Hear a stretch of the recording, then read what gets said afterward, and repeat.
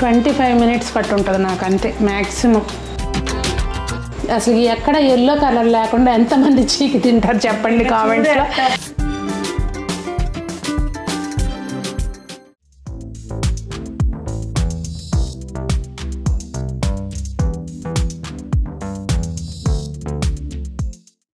పెద్దలందరికీ నమస్తే, పిల్లలందరికీ హాయ్. ఎలా ఉన్నారండి? అందరూ బాగున్నారా? మేము చాలా బాగున్నాం, మీరు కూడా చాలా చాలా బాగున్నారని ఆశిస్తున్నాను. ఈరోజు వీడియోలో ఏంటంటే మళ్ళీ ఇంకొక ఈవినింగ్ వ్లాగ్ అనమాట. చాలా అంటే ఈవినింగ్ షాప్ నుంచి వచ్చినాక ఎలా ఉంటాయి నా పనులు హడావుడి అనేది వీడియోలో షేర్ చేస్తానండి. షాప్ నుంచి రాగానే సంజన అంది, నాకు డిన్నర్ ఏం వద్దమ్మా, ఏం వద్దంటే కూరలు అట్లా ఏమొద్దు, జస్ట్ పెరుగన్నం మామిడికాయ తింటానంది. ఇంకా అందుకని చెప్పి తనకి ముందు ఇవి కట్ చేసేస్తున్నాను. మనంతా ఫటాఫట్ చూసారా, మీతో మాట్లాడుతూనే అయిపోయింది. ఈ టెంక్ ఉంది కదా, ఈ టెంక్కి అసలు ఎక్కడ ఎల్లో కలర్ లేకుండా ఎంతమంది చీకి తింటారు చెప్పండి కామెంట్స్లో. నేనైతే అంతే హాయిగా ప్రశాంతంగా కూర్చుని దాన్ని ఖాళీ చేసి పెడతానమాట. సొరకాయ పాలుపోసి వండుతున్నానండి కొంచెమే, అంటే కర్రీస్ ఆల్రెడీ ఉన్నాయి, రసం ఉంది, ఇంకా జస్ట్ సొరకాయ పాలుపోసి ఈ కొంచెం ముక్క ఏంటంటే సాంబార్ పెడతాను మార్నింగ్, దానిలోకన్నీ తీసా. సో ఇట్లా ముందు కూర కట్ చేసేసుకుంటే టకటక పొయ్యి మీద వేసేయడమే. ఈవినింగ్ టైంలో చక్కగా ఎక్కువ మసాలాలు అవి లేకోకుండా సింపుల్గా పాలుపోసి వండుతున్నా. నా వంట ఎలా ఉంటుందంటే అండి, పీల్ చేసుకుని కడిగి పెట్టేసుకున్నా కదా, కొంచెం ఆయిల్ వేసి పెట్టేసుకుంటాను. ఈ లోపల టకటక చాపింగ్, ఇంకా మళ్ళీ ఒక దానిలో గట్టి చేసుకోవడం, ఒక దానిలోకి దాన్ని తీసి పెట్టడం అట్లా ఏమి ఉండదు.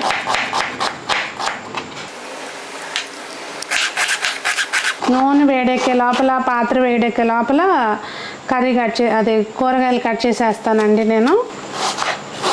ఇంకా నేను వచ్చి వంట చేసుకుని గబగబా ఇవన్నీ చేసే లోపల ఇంక ఇక్కడే వెయిట్ చేస్తూ ఉంటాయి అనమాట క్యాండిడేట్స్. నేను మీకు చూపిస్తాను తర్వాత, ఇది తిరుమల వేసినాక ఒకసారి చూపిస్తాను క్లిప్పు.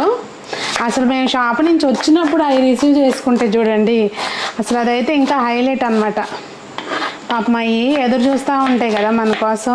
పచ్చిమిర్చి ఖచ్చితంగా వేసుకుంటే బాగుంటుంది, ఎందుకంటే కారం కంటే మనకి ఇలా ఈ టేస్ట్ బాగుంటుందండి.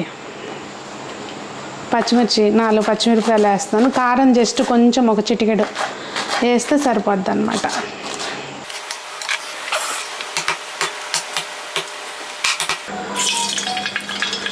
ఈ పాలుపోసి వండే కూరలకండి, బీరకాయ సొరకాయ ఇలాంటి వాటికి కొంచెం పప్పులు ఎక్కువ ఉంటే బాగుంటాయి. మీలో ఎంతమందికి అట్లా ఇష్టం?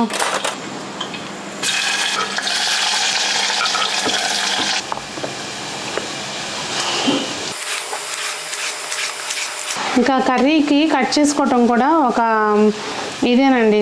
కొంతమంది కూరగాయలు కట్ చేస్తారు, నాకు అస్సలు అర్థం కాదండి. ఏంటో కట్ చేసి అంటే ఒకళ్ళని విమర్శిస్తున్నాను అనుకోకండి, వాస్తవంగా మీకు కూడా అలాగే అనిపిస్తుందా? ఎవరు వచ్చారు వాటి మీద అరుస్తున్నారు, వాళ్ళ మీద. ఇదిగోండి నేనైతే అంతే, ఇంకా మంచిగా గ్రిప్పు ఇలా హోల్డ్ చేసుకుని ఒకటేసారి ఇంకా టకటక కోసుకోవడమే.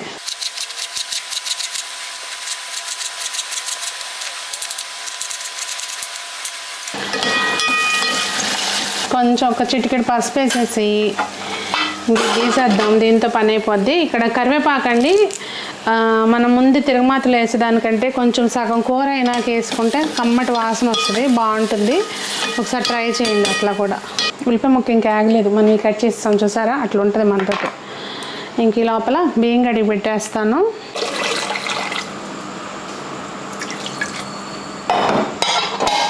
ఇంకా ఉల్లిపాయ మంచిగా వేగిపోయింది.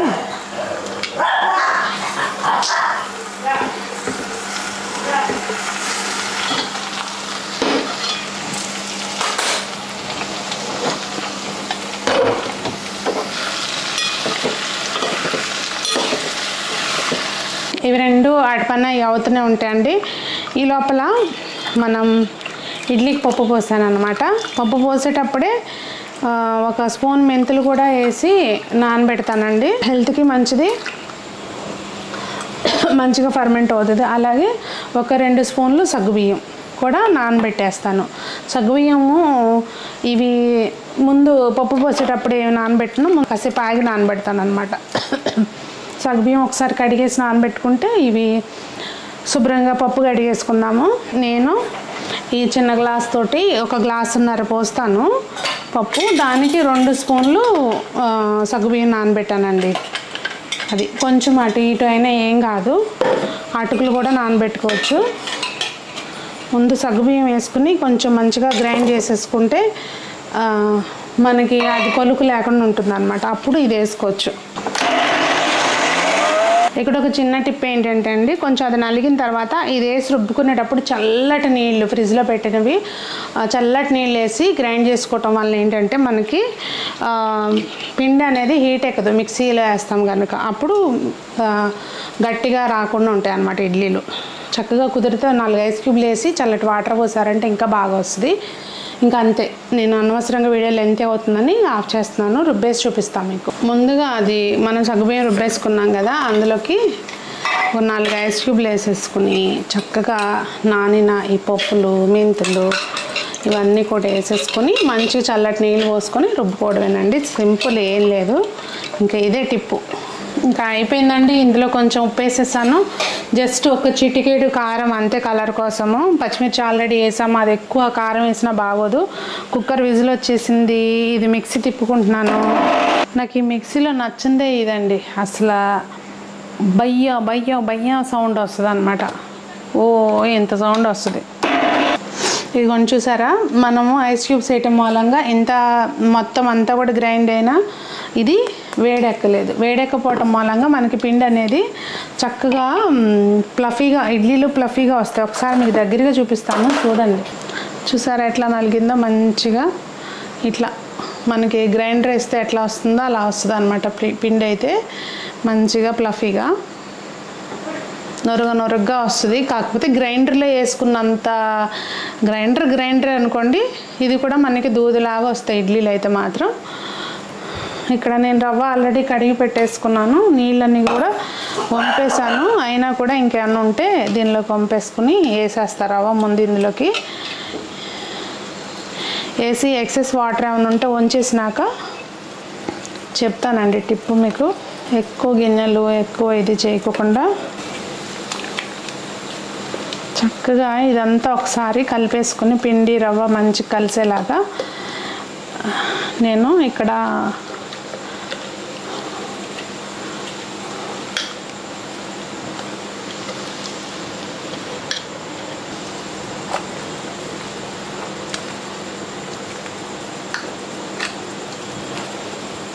ఇదిగోండి మీకు టిప్ చెప్తానన్నాను కదా, ఇదే టిప్పు. అంటే పిండి మనము గిన్నెలో పెట్టేసామనుకోండి, ఇంత వెడల్పు నుండి స్టోరేజ్ అనేది ఫ్రిడ్జ్లో మనకి ప్లేస్ వేస్ట్ అవుతుంది అనమాట. అదే ఇలాంటి నిలువు బాక్స్లో పెట్టుకున్నాం అనుకోండి, ఇది ఇప్పుడు కాదండి ఎనగటి నుంచి మేము ఫాలో అయ్యేది. అంటే అత్తయ్య కూడా మేము గ్రైండర్ ఏంటంటే యూజువల్గా దోశల పిండి, ఇడ్లీ పిండి 2 ఒకటే రోజున వేస్తాము. ఒక నిమిషం చెప్తాను మీకు. ఇంకా కూర అయిపోయిందండి, కాసిన పాలు పోసేస్తే అయిపోతుంది. పచ్చిపాలే పోసాను, కాసిన ఏమైనా పోసుకోవచ్చు.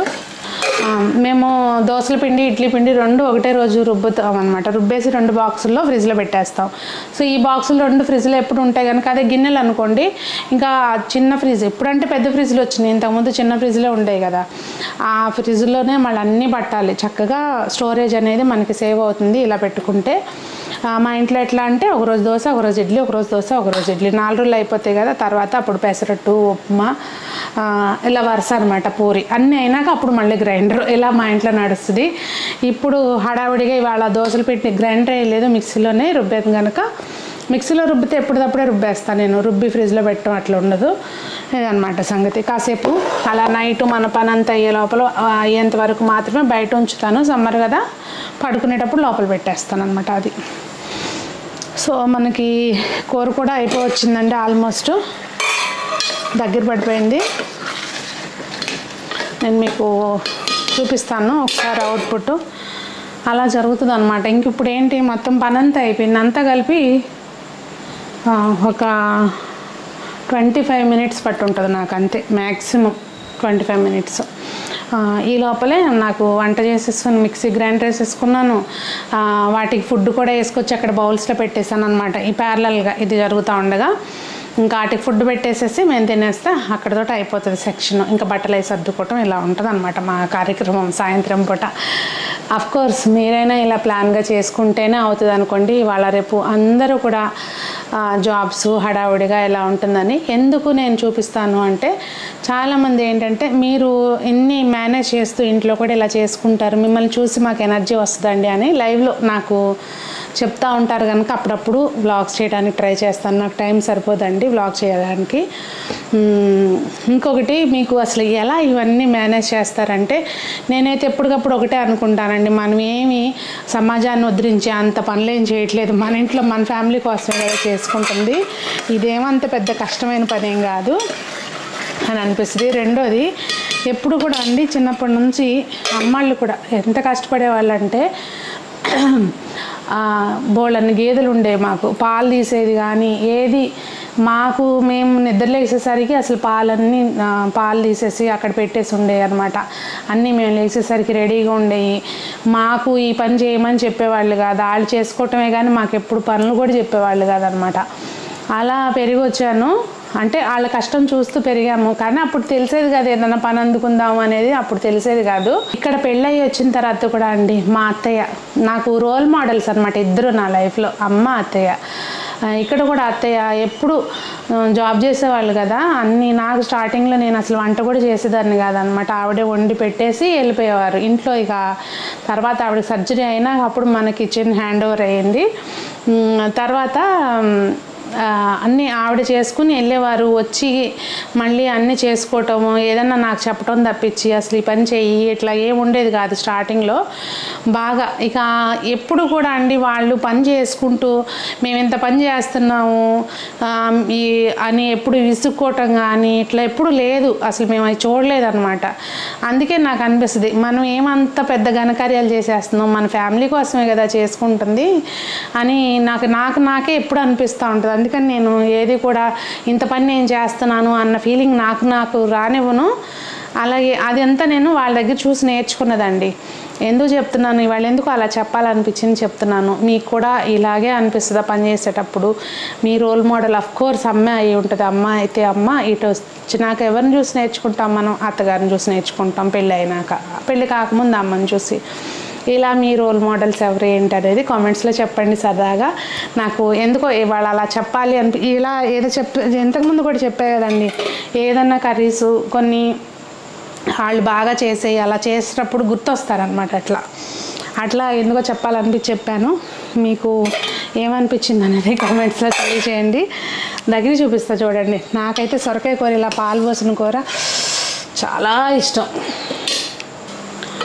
చూసారా, ఏం మసాలాలు లేవు, ఏం లేవు, అస్సలు చాలా టేస్టీగా ఉంటుందండి. గరం మసాలాలు, అల్లం వెల్లుల్లి పేస్టులు ఇట్లా ఏమి ఉండవు. ఆ వెల్లుల్లిపై ఏదైతే కొంచెం అట్లా దంచేస్తామో దాని ఫ్లేవరే కూరకు వస్తుంది. అసలు ఏం ధనియాల పొడి కూడా వేయను. అదండి మరి ఈరోజు వీడియో. మీకు చూసి ఏదైనా వీడియోలో నేర్చుకోవడానికి ఏదైనా అనిపిస్తే తప్పకుండా కామెంట్స్లో తెలియజేయండి. మరి అందరూ బాగుండాలి, అందులో మనం ఉండాలి అని ఆశిస్తూ మీ సునీత.